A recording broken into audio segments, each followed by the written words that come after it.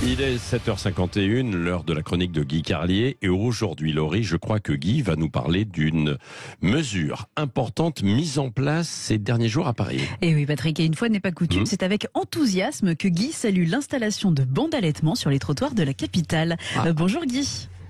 Oui, bonjour Laurie, bonjour Patrick, bonjour à tous. Je tiens à saluer, vous l'avez dit, une fois n'est pas coutume, la décision approuvée par Anne Hidalgo de mettre en place des bancs maternels réservés aux mamans qui allaitent leur bébé. Donc je vous lis le communiqué, une initiative forte au cœur de la capitale française. À partir du lundi 19 juin, avant-hier donc, seront installés dans la capitale des bancs d'allaitement maternel spécialement conçus pour offrir un espace confortable et discret aux femmes qui allaitent. Donc c'était dans 4 lieux de Paris. Le premier au Champ de Mars, lundi de 11h à 14h, puis aux Tuileries de 15h à 18h, et hier de 10h à 14h à l'Hôtel de Ville et de 15h à 17h au cœur du Marais, rue du Trésor. L'objectif de cette opération était de mettre en avant le caractère naturel de cette pratique et de promouvoir la déconstruction du tabou entourant l'allaitement en public. Alors là déjà, le mot déconstruction a un peu calmé mon enthousiasme, et puis surtout, ces lieux et ces horaires soulèvent quelques interrogations, parce que ça oblige quand même les bébés à avoir faim à des créneaux horaires bien précis, et surtout, ça oblige leur maman à se trouver près des bancs d'allaitement à ce moment-là.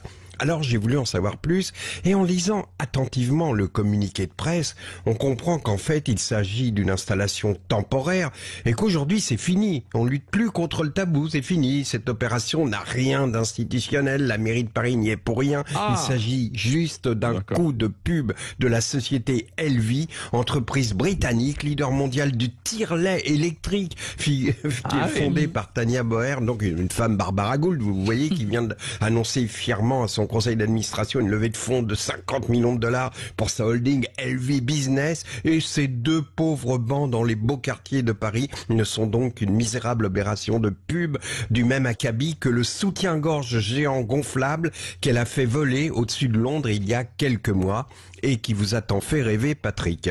Il n'y a rien de social là-dedans, c'est du business sordide dans les beaux quartiers, oui, parce que tu penses bien que ces bancs, Barbara Gould, elle va pas les installer à Stalingrad ou Porte de la Chapelle. Et c'est pas de chance, parce que c'est quand même dans ces quartiers désespérés qu'on voit des femmes précaires allaiter comme elles le peuvent, où elles le peuvent, alors que dans le 16e arrondissement, tu vois pas Chloé de la Renardière allaiter sur un banc du Champ de Mars. D'ailleurs, tu ne vois Chloé de la Renardière allaiter nulle part. C'est une nourrice sri-lankaise qui le fait à sa place.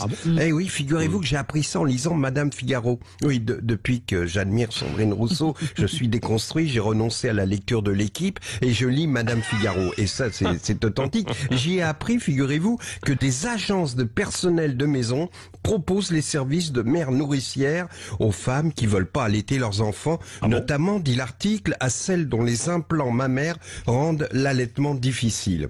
Autrement dit, ça y est, on a inventé Uber Boobs. Et je pense que la société Elvi ne va pas s'arrêter en si bon chemin. Pourquoi ne pas coupler les bancs d'allaitement avec des bancs de collecte de dons pour la banque du sperme? Ça existe, on verrait sur un banc adjacent. Non, ça n'existe pas, ça. On verrait sur un banc adjacent au banc d'allaitement une infirmière, sa fiole à la main, se tenant prête à récupérer la subscientifique moelle de donneurs bénévoles. Et puis, pourquoi ne pas rêver? Pourquoi ne pas imaginer un banc en bas de chez Laurie?